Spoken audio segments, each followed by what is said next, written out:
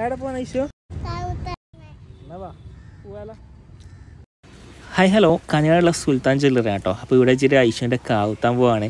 അവിടെ ഒരുപാട് കുട്ടികളൊക്കെ ഉണ്ടായിരുന്നു, അവരൊക്കെ കാവുത്തിക്കൊണ്ടിരിക്കുകയാണ്. ഐഷോ അതൊക്കെ കണ്ട് പേടിച്ചിരിക്കുകയാണ് കേട്ടോ. ഇങ്ങോട്ടേക്ക് വരുന്ന ടൈമിൽ നല്ല ആവശ്യത്തോടെ വന്നതാണ്, പക്ഷേ ഇവിടെ എത്തിയിട്ട് ആകെപ്പെട്ട അവസ്ഥയിലാണ്.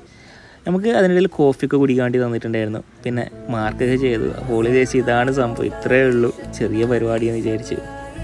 പിന്നെ കാവുത്താൻ വേണ്ടിയിട്ട് അവർ റെഡിയായി. അവർ ഗണ്ടും കാര്യങ്ങളൊക്കെ എടുത്തു വന്നിട്ടാകുമ്പോൾ അവളെ മുഖാകെ മാറി.